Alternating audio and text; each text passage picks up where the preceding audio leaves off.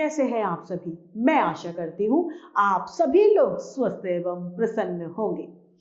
आज हम हमारा पाठ हमारी वन संस्कृति को पढ़ेंगे और समझेंगे। तो आइए इस पाठ को प्रारंभ करते हैं। यह है हमारा पाठ 16 हमारी वन संस्कृति। वन हमारे जीवन में बहुत महत्वपूर्ण अभिनय निभाते हैं। वनों से हमारा जीवन है, क्योंकि वन हमें नाना प्रकार की भेंटें देते हैं। वन हमारे जीवन का आधार है। वनों से हमें प्राणवायु मिलती है, जिसके बिना जीना असंभव है। और भी बहुत सारी चीजें वनों वृक्षों से हमें प्राप्त होती हैं। इस संपदा को कभी भी जानबूझकर अनावश्यक कारण से नहीं नष्ट करना चाहिए। आइए इस पाठ को पढ़ते हैं। वृक्षों के लिए हमारे पूर्वजों में जो प्रेम था वह हम में भी होना चाहिए। हमें अपनी वन प्रधान संस्कृति का और अभिमुख होना चाहिए। वन प्रधान संस्कृति की ओर हमें अभिमुख होना चाहिए। वनों की छाया में हमने जन्म लिया। वृक्षों के पत्तों पर जलकरण का जलपान किया। समीर में डोलती हुई पत्तियों में से चंद्र किरण के साथ नृत्यशाला के प्रथम पाठ भी पढ़े। इस संस्कृति के मौलिक सिद्धांतों को हम अर्वाचीन युग में भी ला सकते हैं। हर एक युग में अपनी संस्कृति की प्रेरणा से हमने अपने संस्कारों की मूलभूत भावनाओं को सुदृढ़ बनाया है। इतना ही नहीं, विभिन्न युगों में जो विषमताएं उपस्थित हुई, भारतवासियों ने उन्हें मिटाने के लिए इन मूल्यों को शक्ति प्रदान की है। एक समय ऐसा था जब हमारी संस्कृति सर्वांग जीवन को सरगम बनाती थी। आर्थिक जीवन पर भी इसका प्रभाव पड़ता था। लेकिन आज हमने इन प्रश्नों को एक दूसरे से बिल्कुल पृथक कर दिया है, मतलब बिल्कुल अलग कर दिया है। सच तो यह है कि समस्त जीवन एक उद्देश्य अभेद्य है। इस तथ्य को देखने की कला हमारे हाथों से निकल गई है। लेकिन मुझे तो स्पष्ट दिखाई देता है कि जब तक समस्त जीवन को एक रूप में देखने की कला हम फिर से नहीं सीखेंगे, तब तक हम में न राष्ट्रीय आत्मविश्वास आएगा और न इस भयंकर परिस्थिति से पार उतरने की शक्ति आएगी। आज तो बहुत बड़ा प्रश्न हमारे सामने है। उसको लीजिए। भारत में कभी भी अन्न की कमी नहीं थी। भारत में कभी भी अन्न की कमी नहीं हुई है। भारत धन धान्य से समृद्ध था, हमारे पास सब कुछ था। आज न्यूनता हमारे सामने तांडव कर रही है। आज कमी हमारे सामने है। जो धरती माता अभी सुजलाम सुफलाम शस्य श्यामलाम थी, वही क्षीण हो गई है। अपनी संतान को भी वह खिला नहीं सकती। क्यों? उसका क्या कारण है? क्योंकि जो हमारी संस्कृति प्रणाली है, उसको नवीन दृष्टि से देखने की शक्ति हम में नहीं है। किंतु बात निश्चय समझिए कि इस शक्ति के बिना हम जीवन में टिक नहीं सकेंगे। वह शक्ति कौन सी है? वृक्षों की शक्ति। वृक्ष ही जल है, जल है रोटी है, और रोटी है तो जीवन है। वृक्ष हमारे लिए सबसे महत्वपूर्ण है। वृक्षों से वर्षा होती है, वृक्षों से ऑक्सीजन मिलती है, वर्षा से पानी मिलता है, पानी है तो खेती है, खेती है तो रोटी है। इन सभी का चक्र आपस में मिलकर चलता है।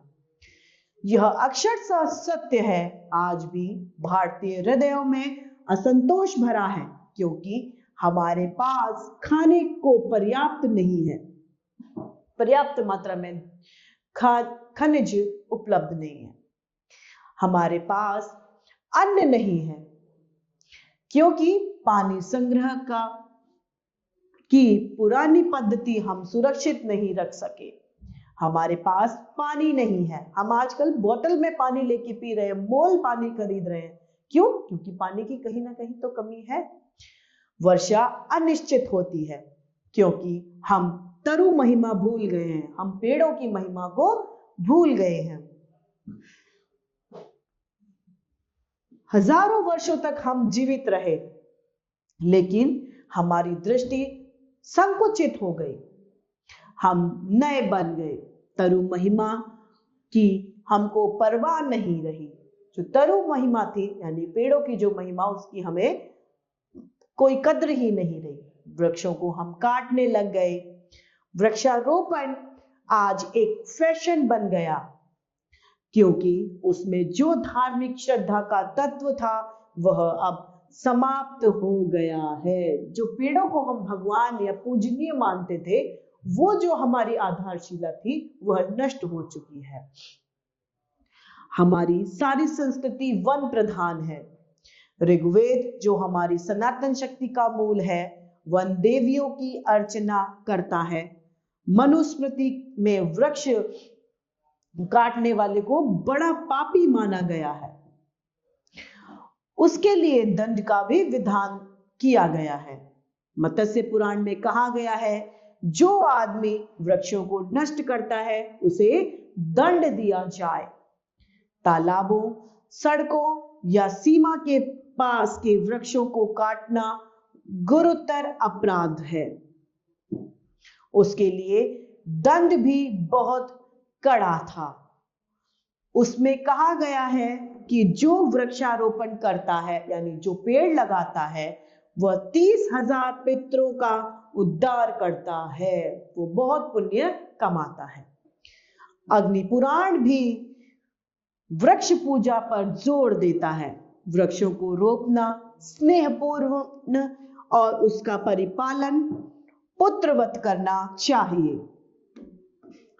पुत्र और तरु में भी भेद है।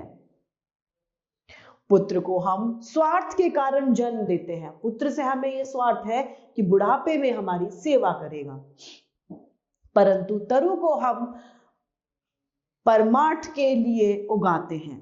ऋषि मुनियों की तरह हमें वृक्षों की पूजा करनी चाहिए क्योंकि जो उन्हें काटते हैं, वृक्ष उन्हें भी छाया, पुष्प और फल देते हैं। इसलिए जो विद्वान हैं उनको वृक्ष को रोपना चाहिए। हम स्वर्ग की बात करें, हम स्वर्ग की बात क्यों करें? स्वर्ग क्या है? हम वृक्षारोपण करके यही स्वर्ग क्यों ना बनाए? इस धरती पर वृक्षारोपण करके हम क्यों स्वर्ग ना बनाए? यदि हमें ईश्वर ने इतना सुंदर मनुष्य जीवन दिया है, इस मनुष्य जीवन को सत्कर्मों में लगाएं और वृक्षारोपण करके अपनी धरा को भी स्वर्ग समरूप बनाएं। समस्त इतिहास में हमें राजाओं द्वारा वृक्षारोपण कराए जाने के उदाहरण मिलते हैं। महान सम्राट अशोक ने कहा, रास्ते पर मैंने वट वृक्ष रोप दिए हैं जिससे मानव पशुओं को छाया मिल सकेगी। वृक्षों के समूह भी लगा दिए हैं। आज प्रभुत्व संपन्न भारत ने इस महर्षि के राज्य चिन्ह ले लिए हैं। 2300 वर्ष पूर्व उन्होंने देश में जैसी एकता स्थापित की थी, वैसी ही हमने भी प्राप्त कर ली है। लेकिन क्या हम उनके संदेश को नहीं सुनेंगे? हम इस संदेश को सुनकर निश्चय ही ऐसा प्रबंध करेंगे जिससे भारत की भावी पीढ़ियां कह सकें कि हमने भी हर रास्ते पर वृक्ष लगाए थे जो मानवों और पशुओं को छाया देते हैं। हमारी संस्कृति में जो सुंदरतम और श्रेष्ठतम है, उनका स्वभाव, उनका उद्भव सरस्वती के तट के वनों में हुआ। हमारे अनेक तपोवनों में ऋषि मुनियां वास करते हैं। वहां रहकर वे आजीवन अपने संस्कार, आत्मसंयम और भावनाओं को सुदृढ़ बनाते हैं। हमारे जीवन का उल्लास वृंदावन के साथ लिपटा हुआ है। वृंदावन को हम कैसे भूल सकते हैं? यहाँ श्री कृष्ण ने यमुना के तट पर नर्तन करते हुए डालियों और पुष्पों के ताल के साथ अपनी वेणु बजाई है। उनकी ध्वनि आज भी हमारे कानों में सुनाई देती है। हमारे पूर्वजों की ज्वलंत स्मृतियां, ज्वलंत संस्कृति मिलती है। हमारे पूर्वजों की ज्वलंत संस्कृति मिलती है, लेकिन हम उनके योग्य नहीं रहे हैं। हम अपने वनों को काट डालते हैं, हम वृक्षों को रोपना भूल गए हैं। वृक्ष पूजा का हमारे जीवन में स्थान नहीं रहा। हमारे स्त्रियों में भी शकुंतला की आत्मा चली गई। शकुंतला वृक्षों को पानी दिए बिना स्वयं पानी ग्रहण नहीं करती थी। आभूषण प्रिय होते हुए भी वह सोचकर पल्लवों को नहीं तोड़ती थी कि इससे वृक्षों को दुख होगा। वृक्षों में भी जीव समझा करती थी। वो उनके पत्ते भी नहीं तोड़ती थी। पार्वती ने देवदार को पुत्र के समान समझकर मां के समान पानी पिलाकर बढ़ाया था। मंजरित वृक्षों का सौंदर्य हम नहीं भूल सकते। हम नहीं भूल सकते भव्य वृक्षों का अद्भुत गौरव। वृद्ध ऋषियों के समान जगत कल्याण में ही जीवन को सफल समझने वाले वनों को यदि प्रत्येक पुरुष और स्त्री वृक्षों के महत्व को समझे और पुत्रवत उनका परिपालन करे तो भारत का हर नगर, हर गांव जीवनोत्साह उल्लास से ओतप्रोत हो जाएगा, यानी जीवन उत्साह से भर जाएगा। यह सुगम और सीधा सीधा सा तथ्य हम कैसे भूल सकते हैं? प्राचीन भारत में वनों का धार्मिक महत्व था। प्राचीन साहित्य में भी वनों के बड़े से बड़े प्रसंग आते हैं। मूर्तिकला और चित्रकला में तो वृक्षों और पुष्पों का विशेष स्थान रहा है। सिंधु घाटी की सभ्यता के अवशेषों से पता चला है कि उस युग के लोगों को वृक्ष कितने प्रिय थे। मिट्टी के उनके बर्तनों पर पीपल के पत्तों के चित्र मिलते हैं। उनके राज्य चिन्हों में से एक झुकी हुई डालों वाला वृक्ष अंकित है और दूसरा एक ऊंचे वृक्ष पर बैठा हुआ एक मनुष्य तथा उसके नीचे एक क्षुधातुर व्याघ्र अंकित है। वनों, पर्वतों और नदियों, मेघों के गर्जन और बिजली की कड़क, भयानक प्रचंड वायु, प्रभात सुषमा, शीतल झरने और वृक्षों का वर्णन मिलता है।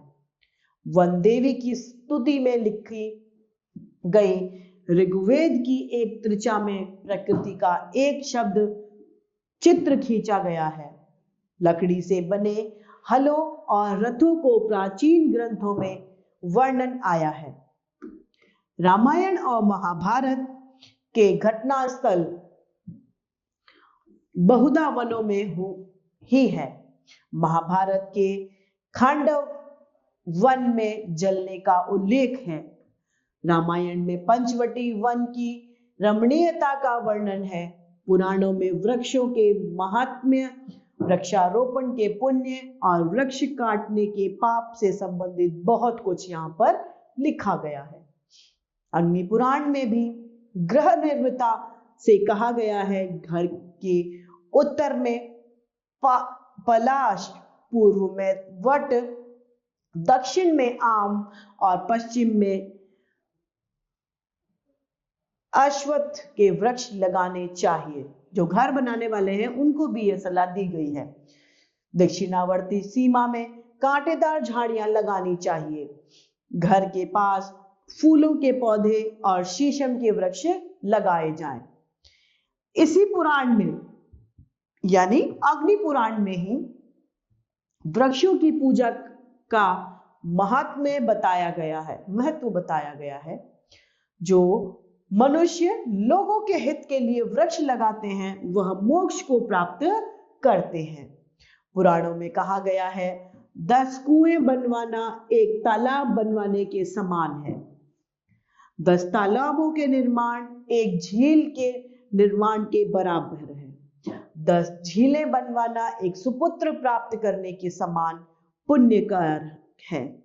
किंतु 10 सुपुत्रों का पुण्य केवल एक वृक्ष के लगाने से ही प्राप्त हो जाता है।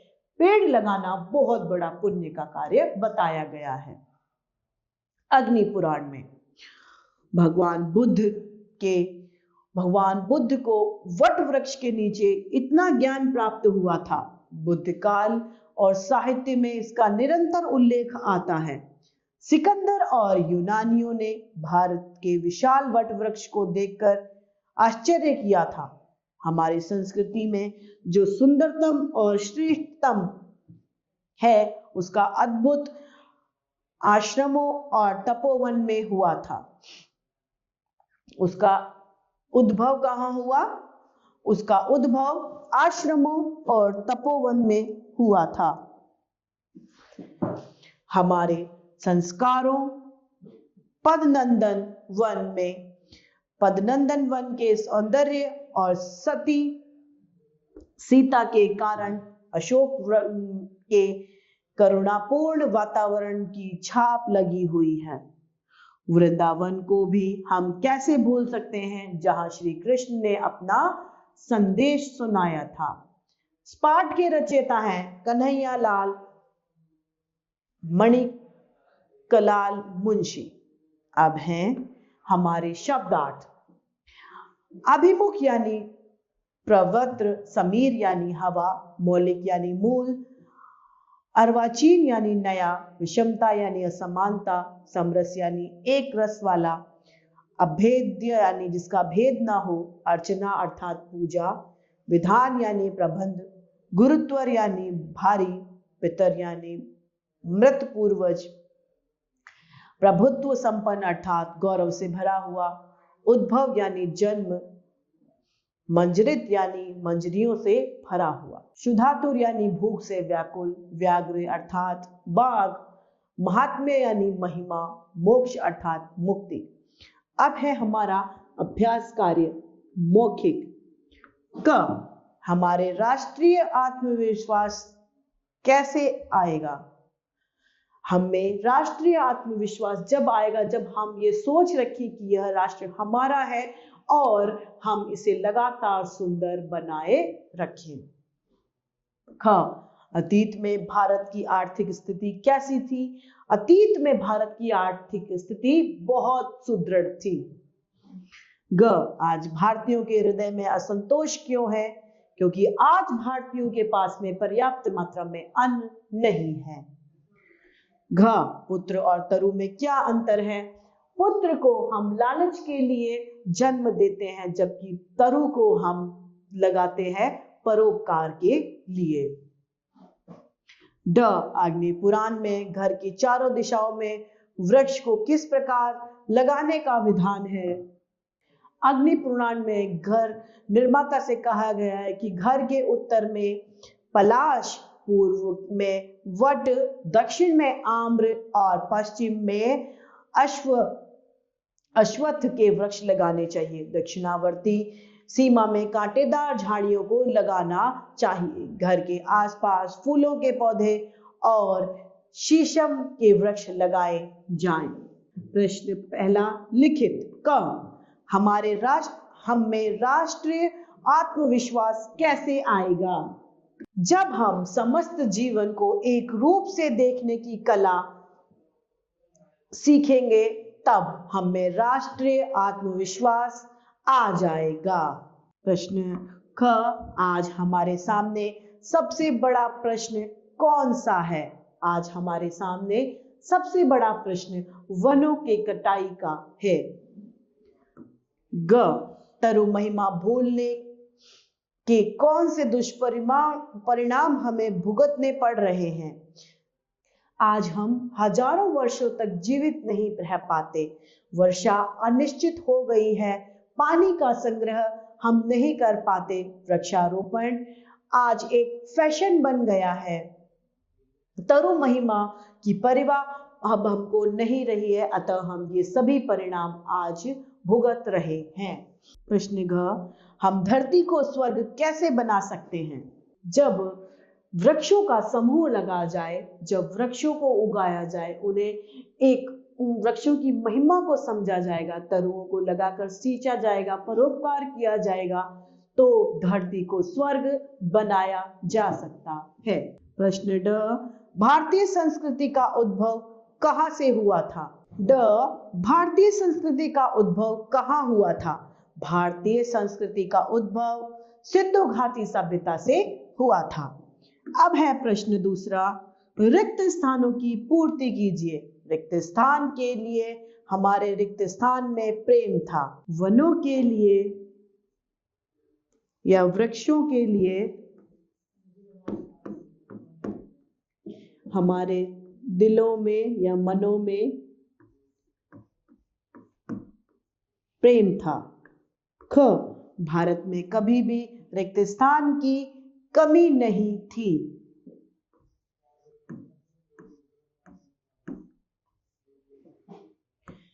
प्राचीन भारत में रिक्त स्थान का महत्व था।